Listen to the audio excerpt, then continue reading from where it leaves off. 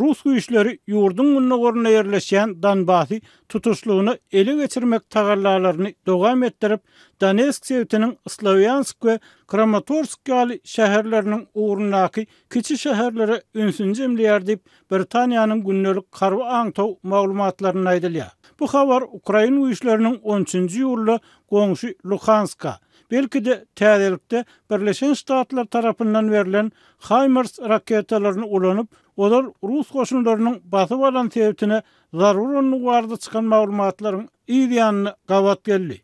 Rus goşunlary uruşyň başga günlerine paýtagyt Kiýewi alyp bilmän bar ünslerini Donetsk we Luhansk sebäplerinden nurýan Donbass sebätini tutuşlugyny ele geçirmäge gönükdirdiler. Ukraina resmiýetleri Ruslaryň bu sebäpdäki owa şäherleri dyňgysy topa tutanlyklaryny habar berdiler.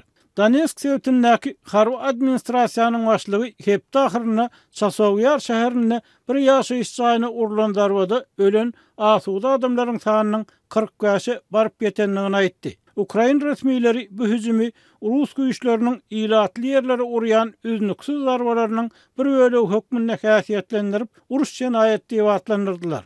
24 fevralda başlanan uruşun ilkinci günlerinden beri toplanan video suwutnamalaryna we Ukraina şäherleriniň bir toparynyň weýran edilmegine garamazdan Moskwa özüniň parahat ilaty nyşana alýanyny barada aýdylýanlary inkar edýär. Ukraina Rus goşunlarynyň häzirki topa tutmalaryny Donetsk sebätinde, hususan Bakhmut we Siversk etraplaryny, Slavyansk we Kramatorsk töweregiňi täze Guriyer hüjümüne taýýarlyk hökmünde ulanýanyny aýtdy. Angliýanyň Gorunmak ministrliginiň öz günnelik aňtaw maglumatlaryny aýtmagyna görä, Kreml goşunlary Siversk we Dalina şäherlerine ýakyn gelýär.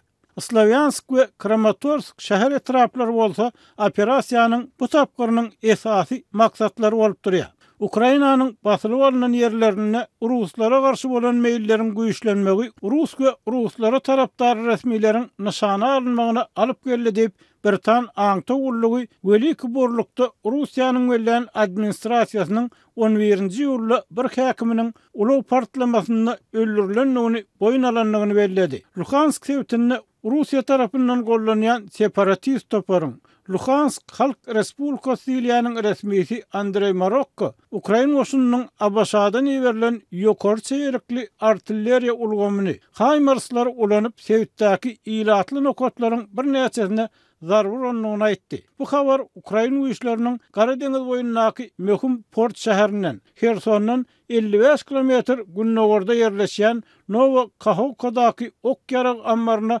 zarur onluğuny aýdandan bir gün soň çykdy. Rus resmiýetleri bu hüjümde raýat ýerlerine zarurlandygyny aýtdylar. Bu aýdylýanlary garasy ýagdaýda tasdiklap bolmady. Novokakhovka urulan darba barada habar Ukraina goşunynyň Rus goşunlarynyň günnägordaky ýerleri basyp almak bilen meşgullanýan wagtynda ýurdun gün ortasynda elden giderilen topraklary ýygyny almak üçin giňerimli garşylyklaryň hüjüme geçmäge taýýarlyk görýäni barada eden beýanatlarynyň ýanyndan çykdy. Rus döwlet habar serişdeleri we separatist wekilleri şäherdäki partlamalara we ýangyna Ukraina raket zarbalarynyň sebäp bolanyny aýtdylar.